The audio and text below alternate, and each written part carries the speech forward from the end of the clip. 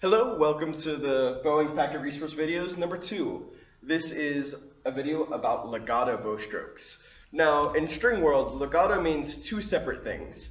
It could either mean a connected sound, so there's very little, as little space between the notes as possible so that we can make on alternating bow strokes. And it can also mean slurred. Certain method books will tell you one thing, and others will tell you something else. But just be aware that the terminology is not always consistent. So you have to be aware of both. Legato is an Italian bowing style. And here is example number 1. So how example number 1 is separated is the first two measures represent what the last two measures do with the bow.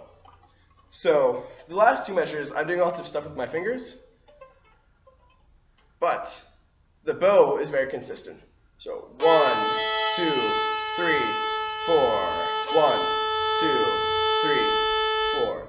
And in between the bow strokes, it's important to make sure that there is as little space as humanly possible. A good way to think about it is if I threw this marker in the air. So if I throw this marker in the air, it will go up, and then it would come straight back down.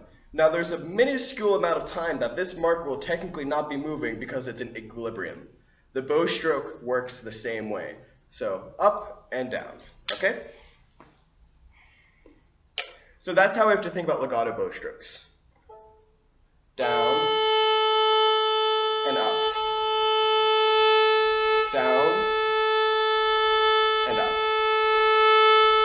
So, like I said, our job is to make sure there's little space as possible. With notes, our left hand should not affect what our bow hand does. It's important to know that the right hand is the master of our left hand.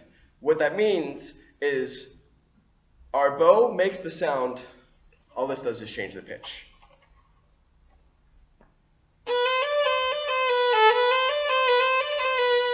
Okay, so when I'm doing all of those,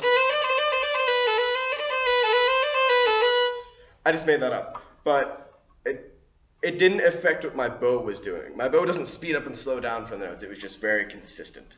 Okay, and that's all we have for legato.